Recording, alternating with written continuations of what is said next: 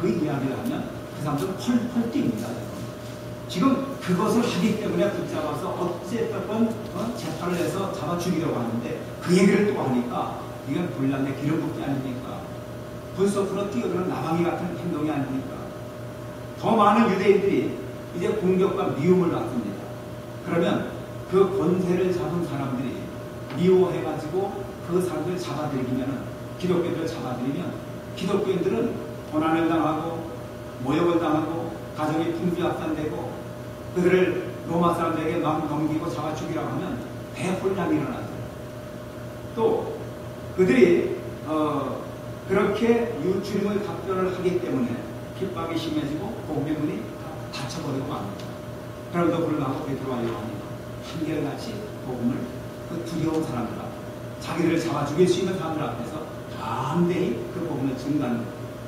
그러면 우리 현대인들이요, 복음을 증거하라고 하면은, 자, 예수님을 광고하고 자랑하자라고 하면요, 그것을 수치스럽게 생각하는 분들이 많이 있습니다. 그래가지고 식당에 가서 기도를 해야 할 때도 그저 남의 눈치 이렇게 슬쩍슬쩍 보면서 기도하는 분 많은 분 하고요, 그냥 입술로만 그냥 몇 마디 하고는 그냥 밥을 먹는 사람들이 많이 있습니다.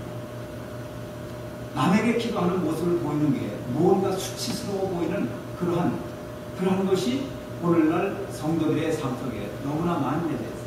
내가 예수를 믿는다면 나의 친구가 나를 조롱하지 않을까? 내가 예수를 믿는다는 사실을 알면 내가 다른 사람들에게 이용당하지 않을까? 내가 예수를 믿는다고 하면 저 사람이 나를 어리석다고 보지 않을까? 뭐 별별 상상을 다 하면서 예수 믿는 것을 수치스럽게 생각하거나 부끄러워 생각하면서 몰래 정말 밥을 훔쳐 먹듯이 그렇게 믿는다면 이거는 하나님의 영광을 드러낼 수가 있는 길이 아니죠. 그렇게 해가지고 어떻게 주님을 증거합니까? 더군다나 나를 핍박하는 사람이 있어요. 내가 예수를 믿는다고 할 때 과거에는 저 사람이 전혀 하나님을 모르던 사람인데 예수 믿는다고 주일이면 교회 나가고 같이 친하게 들로 산으로 다니던 친구가 주일만 되면은 성경책 들고 교회 나간다고 하니까 그 믿지 않는 사람이 볼 때는 기분이 나쁩니다. 친구를 잃어버린 그 아픔이 있습니다. 저 사람이 나를 떠났다고 하는 어떤 고통이 있습니다. 그럴 때에 거기에 충돌이 날 수가 있습니다. 이게 두려워서 자신이 예수 믿는다는 사실을 자꾸 이렇게 감추고 가려고 한다면 하나님을 광고할 수가 없는 거죠. 하나님은 그 백성들이 전도할 그 대상을 하나님은 언제나 마련해 주기를 원하십니다. 하나님은 우리에게 사명을 주셨어요. 하나님은 우리에게 예수 그리스도를 통해서 정말 예수를 믿어야 천국 간다. 예수를 믿으면 우리는 자양을 얻는다. 하나님의 좋으신 말씀을 가지고 우리 하나님의 자녀가 되었습니다. 그럼 자녀가 되었으면 그 사명을 이루기 위해서 해야 될 가장 우선적인 문제가 뭐냐면 다른 거 아닙니까? 예수 믿으십시오. 예수 믿고 우리는 하늘나라의 영원한 생명을 얻어야 합니다. 예수를 믿지 않으면 우리는 영혼입니다. 그 외에는 갈 길이 없습니다. 우리는 어찌하든지 하나님을 알고 하나님의 그 믿음을 가지고 이 세상에서 하나님을 믿다가 하나님의 나라로 들어가야 할 존재입니다. 그것을 계속 증거해야 될 텐데 이 복음을 전하기 힘들어하는 것이 오늘날 현대인들 아닙니까? 사실 예수를 믿는다고 하면 손해보는 일이 너무 많습니다. 주일날 가게문을 열면은 그만큼 매상이 올라갑니다.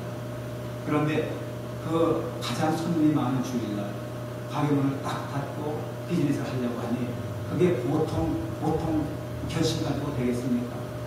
그러니까 이게 안 되는 거예요. 그리고 예수 믿는 사람들이 주일날 가장 손님이 많은 시간에 가게 사업문을 닫는 것을 세상 사람들은 뭐라고 해요? 저렇게 어리석은 사람들, 그렇게 해가지고 어떻게 너희들이 잘 살겠느냐 하고 그 예수 믿는 사람을 어리석다고 하고 그리고 비판하고 조롱하고 판단합니다.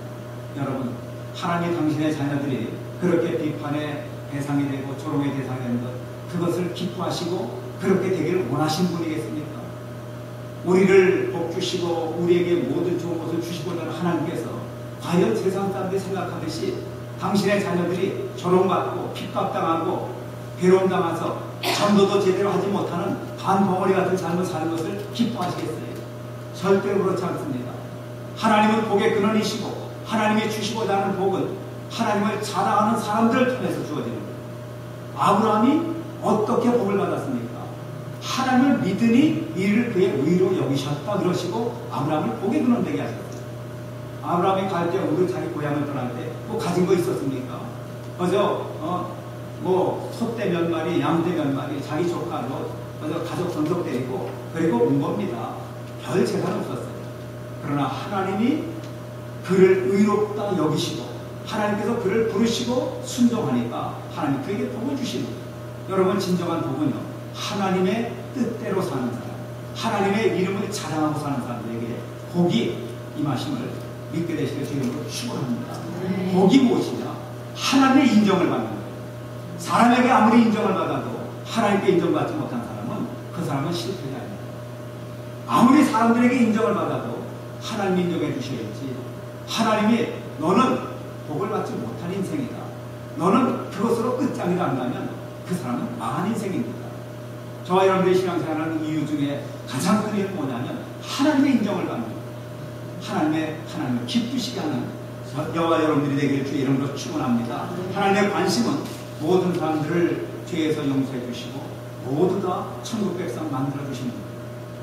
유대의 종교 지도자들은 비록 예수 믿는 사람들을 잡아서 핍박하고 그들에게 모욕을 가하고 그리고 자기들의 기득권이 빼앗기는 것을 정말 불쾌하게 생각하고 예수의 제자들을 붙잡아 죽이고 그들에게 온갖 올무를 씌우려고 한 사람들이지만은 우리 하나님께서는 그들에게조차 하나님의 복음을 증거하기를 원하셨어요. 누구에게? 붙잡힌 베드로와 요한을 통해서. 베드로와 요한이 그 자기를 핍박하고 있는 유대 종교 지도자들 앞에서 예수님의 복음을 증거하는 것은 바로 나를 죽여주십시오 하는 위험한 행위였습니다. 그런데 그들이 담대하게 하나님을 증거한 이유는 뭐냐면 그것이 바로 하나님의 명령이었기 때문에 하나님이 명하시면 그 명령하는 그 대상이 바로 우리의 사명이 됩니다. 하나님이 원하시는 것을 하는 것이 바로 우리의 사명입니다. 내가 원하는 것을 하는 것, 그거는 사명이 아니라 내 욕심을 채우는 거지만 내가 원치 않지만 내가 두렵지만 내게 유익이 없을 것 같지만은 하나님이 기뻐하시기 때문에 저 사람에게 복음을 증거하라고 하면 그것을 증거하는 것이 바로 사명자의 모습이고 그것이 하나님께서 주시는 사명의 대상이 됩니다. 유대 지도자들은 인격적으로 매우 훌륭한 사람들입니다. 종교인들입니다. 그들은 모든 것을 잘 갖춘 사람들이었어요. 그러나 그들에게 빠진 것이 있었는데 그들이 예수의 복음을 몰랐어요. 그들은 하나님을 열심히 믿는다고 생각했지만 핵심을 잃어버렸어요. 믿음의 핵심이 뭡니까? 예수님을 믿고 주님께서 십자가 위에서 나의 모든 죄를 다 용서하시고 십자가에 돌아가셨다. 이것이 복음 아닙니까? 나의 죄를 내가 스스로 씻을 수 없는 죄를 예수님이 다 씻어주시고 그리고 나를 하나님의 자녀로 삼아 주셨습니다. 이것을 믿기만 하면 하나님의 자녀가 되는 것, 이게 복음이 아닙니까?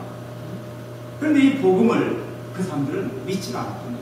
종교 지도자들, 소위 오늘날 말한다면요, 학사 박사학위를 가지고 엄청난 부유한 그런 삶을 누리면서 정말 예수를 믿을 아무런 필요와 가치를 느끼지 않는 사람들이 우리 주변에 얼마나 많습니까?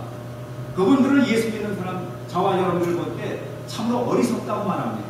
그들의 눈에 볼 때는 우리는 가련한 사람이고 불쌍한 사람이고 정말 행복하지 못한 사람들 같이 보입니다. 왜? 자기들 같이 누리는 어떤 그런 것들이 없기 때문에. 그러나 우리 하나님 보실 때는 오히려 그런 사람들을 불쌍히 여기십니다.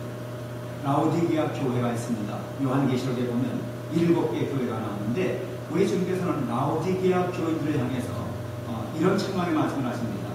내가 말하기를 나는 부자라 부유하여 부족한 것이 없다 하나 내 고리한 것과 가련한 것과